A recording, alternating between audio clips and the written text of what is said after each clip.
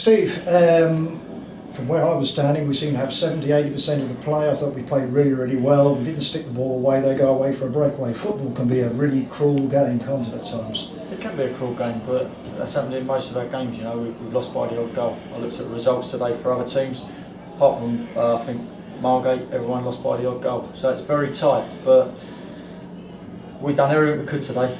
They tried and tried and tried, you know, we put balls in good areas, just didn't run for us, you know. Even the last minute the keeper's made a save on the line, it's come out and we still ain't been able to put it in. Wasn't with us today, but the referee gave him a big helping hand because that was handball. You know, every fan behind the goal see it, my staff see it, on the bench I saw it.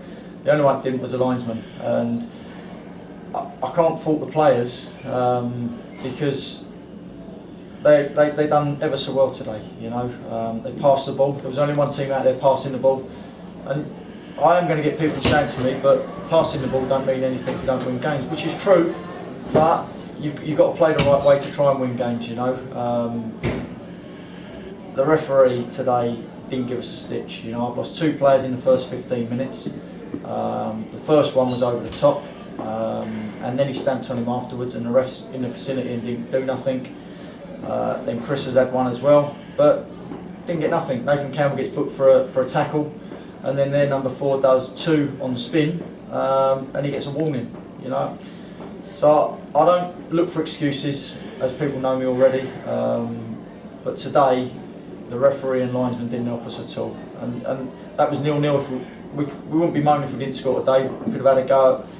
We had a chance, had this, had that, but for them to break away from a handball, you know. But then again, we've got to be better and defend it. You know, we've let them come inside and find someone open. So I'll look at the video and actually dissect it then, but I couldn't do too much today and hammer the players because I thought they'd done ever so well.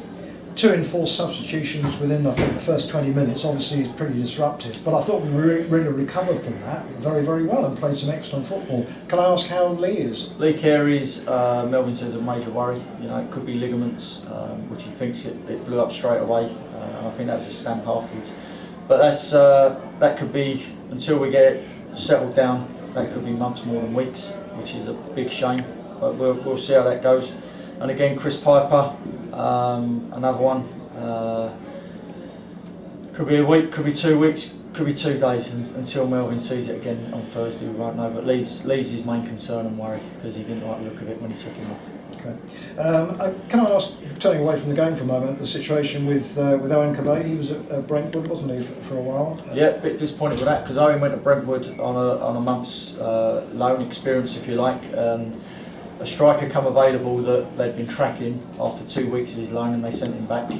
But he went there to get experience, so I'll be looking for Owen to get more football because he needs the experience. Reserve football's good, but it doesn't make a man of you, in my opinion. That's only my opinion. So he needs to go out and get games to really know the hustle and bustle of non-league football.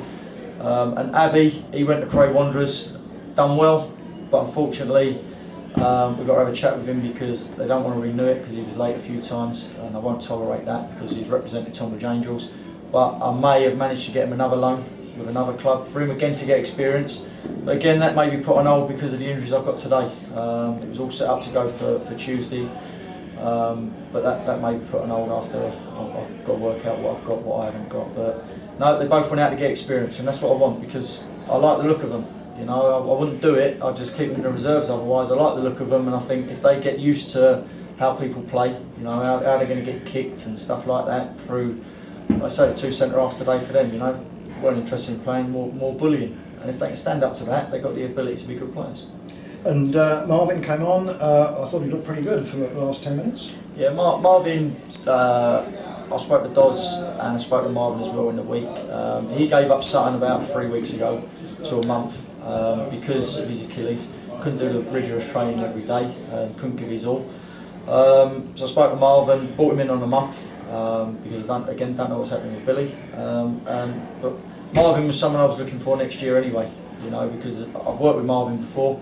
He's played at Salisbury, Millwall, Sutton, scored goals at every level he's played at, and he'll be a good acquisition to us, whether it's this year or next year. So he's here initially a month, again, because of he gave up football for that time. He sorted work out, so he does a lot of coaching, and that's in the evenings. We just have to try and work something out so he can be with us. But he'll be a good addition to the squad if I do eventually sign him for this season. If not, he'll be back involved next year, I'm sure.